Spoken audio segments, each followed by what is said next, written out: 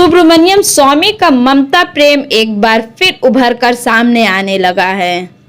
गुज़िश्ता रोज सुब्रमण्यम स्वामी ने कोलकाता आकर ममता बनर्जी से मुलाकात की है। इससे कबल भी वो दीदी से दिल्ली में मुलाकात कर चुके हैं, लेकिन ये मुलाकात उस वक्त हो रही है जब ममता बनर्जी के दिमाग से महागठबंधन की लीडर बनकर वजीर आजम बनने का भूत पूरे तौर पर उतर चुका है, क्योंकि नीतीश कुमार ने बीजेपी से अलग होकर बिहार में लालू यादव की पार्टी राष्ट्रीय जनता दल, कांग्रेस, लेफ्ट फ्रंट और दीगर तमाम अपोजिशन की पार्टियों के साथ मिलकर बिहार में सरकार बना ली है और पूरे मुल्क को ये पैगाम दे दिया है कि 2024 से पहले वह वजीर आजम नरेंद्र मोदी को जबरदस्त चैलेंज देंगे। ऐसे में सुब्रमण्यम स्वामी, जो बीजेपी को 2014 में इक़्तिदार तक पहुंचाने वालों में से एक हैं और इनका बैकग्राउंड निहायत मशकूक रहा है।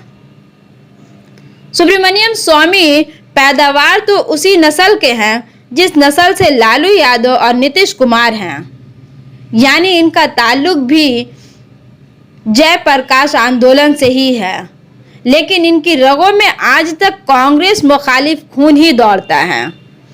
सुब्रमण्यम स्वामी की ना तो मुलायम सिंह यादव से बनी, ना ही लालू यादव, ना नीतीश से।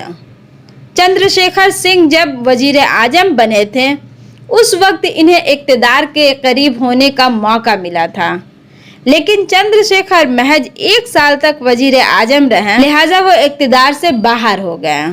ऑक्सफोर्ड से तालीम हासिल करने की वजह से इनका शुरू से ही ये मौक़िफ़ था कि मुल्क में प्राइवेट कंपनियों की इजारादारी हो, इसलिए इंदिरा गांधी इनकी सख्त मुखालफत करती थी और तभी से ये कांग्रेस के खिलाफ जहर उगलते रहते हैं। कहा तो ये भी जाता है कि नरसिम्हा राव को बाबरी मस्जिद को मिसमार करने का मशवरा भी इन्होंने ही दिया था और उस वक्त इसका सबूत भी मिला जब 2002 में गुजरात में हिंदू मुस्लिम फसाद हुआ तो उन्होंने नरेंद्र मोदी की ज़बरदस्त हिमायत की और 2012 आते आते ये अपनी पार्टी यानी जनता बीजेपी में शामिल करके मोदी को वजीर आजम बनाने की मुहिम में लग गए और कामयाब भी हुए।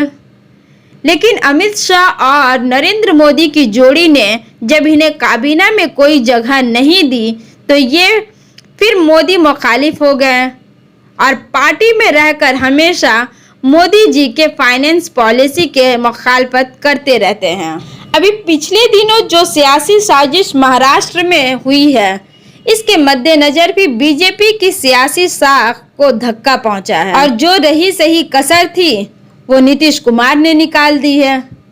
ऐसे में बीजेपी और आरएसएस दोनों को ये एहसास होने लगा है कि अगर ऑपोजिशन मुत्तहिद हो गए तो फिर 2024 का चुनाव जीतना बहुत ही मुश्किल होगा। ऐन मुमकिन है कि सुब्रमण्यम स्वामी को, जो नरेंद्र मोदी के लिस्ट से तो बाहर हैं, लेकिन इन्हें नागपुर से ये हुक्म मिला हो कि वह ममता बनर्जी को अपने पाले में लाएं। संघ से इनकी कुर्बत इसलिए भी है कि सबसे पहले इनको जनसंघ ने ही अपने कोटे से राज्यसभा भेजा था।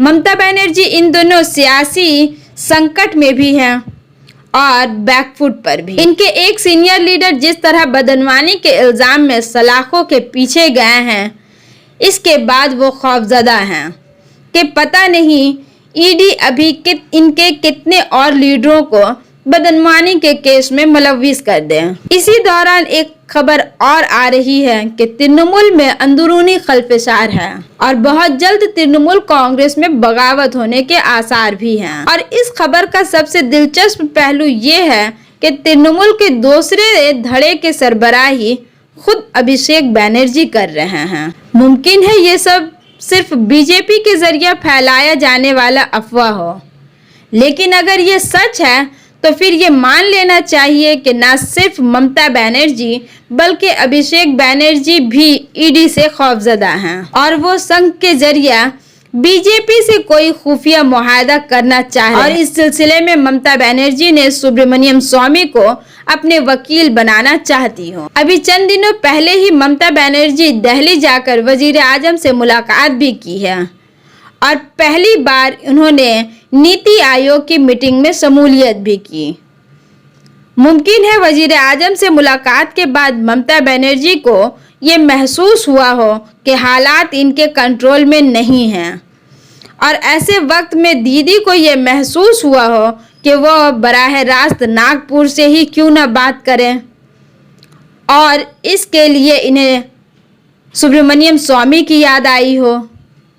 सुब्रमण्यम स्वामी का कलकत्ता आकर ममता बनर्जी से मिलने का प्रोग्राम बहुत सारे सवालात को जन्म देता है। दूसरी तरफ ये भी कयास लगाया जा रहा है कि ममता बनर्जी ने की ज़रूरत उस मुहाज में भी है जो लालू यादव और नीतीश मिलकर मोदी के खिलाफ बना रहे हैं और इसमें कांग्रेस भी शामिल है। लेकिन सुब्रमण्यम स्वामी और कांग्रेस का तो 36 का आंकड़ा है। आप जानते हैं कि नेशनल हेराल्ड केस जिसमें सोनिया गांधी और राहुल गांधी को बीजेपी मुलविस कर रही है, वो केस सुब्रमण्यम स्वामी ने ही किया था। ऐसे में ममता बनर्जी के जरिए सुब्रमण्यम स्वामी इस मुहाज में शामिल होकर मोदी मुखालफत में अपना हिस्सा भी डालना चाहते हो। लेकिन क्या इस मुहाज में जहां कांग्रेस का रोल सबसे अहम होगा, वहां सुब्रमण्यम स्वामी की दाल गलेगी? जबकि सब जानते हैं कि वो काबिले भरोसा शख्स नहीं है। बहरहाल ममता बनर्जी से सुब्रमण्यम स्वामी की कुर्बत बहुत सारे सवालात खड़े कर रही है। यकीनन इन सारे सवालात का जवाब आने वाला वक्त देगा, लेकिन सुब्रमण्यम स्वामी कोई बड़ी साजिश के बिसात बिछाने में लगे हैं। इसके आसार साफ साफ बंगाल में भी नजर आ रहा है।